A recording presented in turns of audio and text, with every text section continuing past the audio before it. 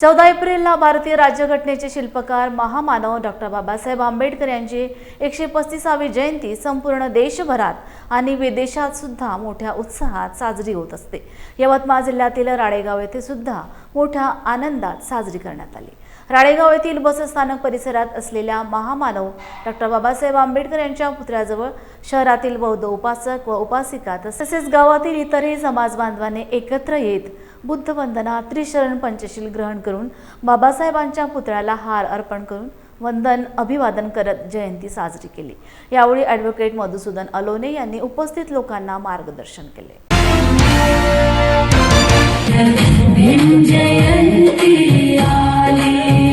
साजरा करत असतो, कोणत्याही कर्मकांड करण्यासाठी या जयंत्या साजऱ्या केल्या जात नाही।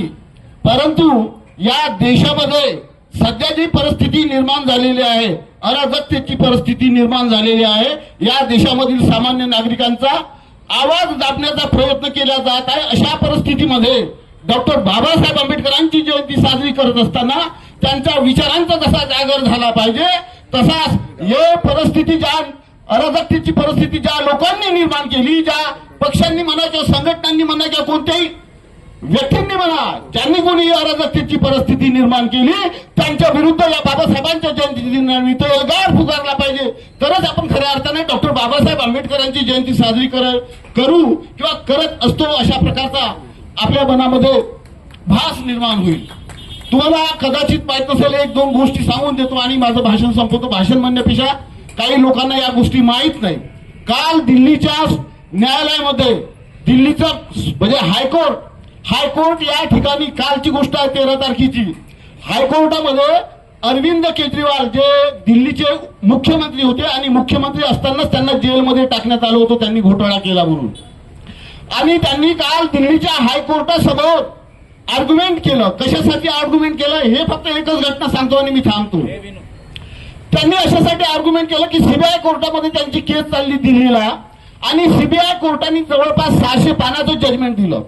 सीबीआय कोर्टाने 600 पानाचं जजमेंट दिलं आणि त्या जजमेंटमध्ये सीबीआय कोर्टाने सांगितलं की अरविंद केजरीवाल, मनोज सिसोदिया जे कोणी 10-15 लोक होते त्या केसमध्ये, त्यांनी कोणत्याही प्रकारचा गुन्हा केला नाही। सीबीआयनं खोटी चार्जशीट दाखल केली, सीबीआयनं खोटे पुरावे दाखल करून त्यांच्या विरुद्ध गुन्हा दाखल केला आहे, म्हणून त्यांना निर्दोष म्हणजे डिस्चार्ज करण्यात आलं।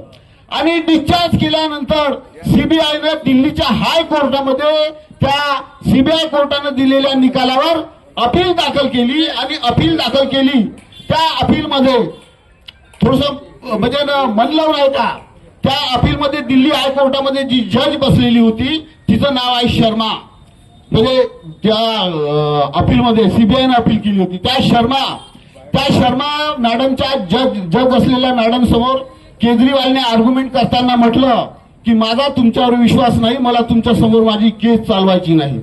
का बरं म्हटलं असेल अरविंद केजरीवालनी? कारण ती जी जज बसलेली होती तिथे, ती जज RSSच्या संबंधित अखिल भारतीय अधिवक्ता परिषदेच्या कार्यक्रमाला 4 वेळा जाऊन आली होती त्याच्या अगोदर, आणि त्यांनी त्या बाईंनी म्हणजे त्या जजनी जेव्हा या अरविंद केजरीवालची केस त्यांच्या कोर्टासमोर गेली, तेव्हा प्रत्येक वेळेला अरविंद केजरीवालच्या विरोधात त्या बाईंनी निर्णय दिला।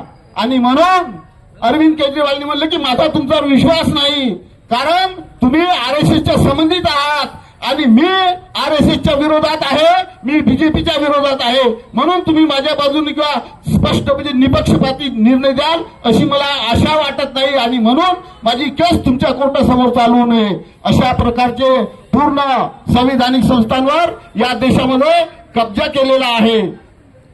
आणि म्हणून ही बाबासाहेबांची जयंती साजरी करीत असताना या देशामध्ये ज्यांनी अराजकतेचं वातावरण निर्माण केलं, ज्यांनी या देशातील सामान्य माणसाचा आवाज दाबण्याचा प्रयत्न केला, अशा सगळ्याच संघटना आणि व्यक्ती पक्षांविरुद्ध एल्गार पुकारण्याची या ठिकाणी आपण प्रतिज्ञा करूया।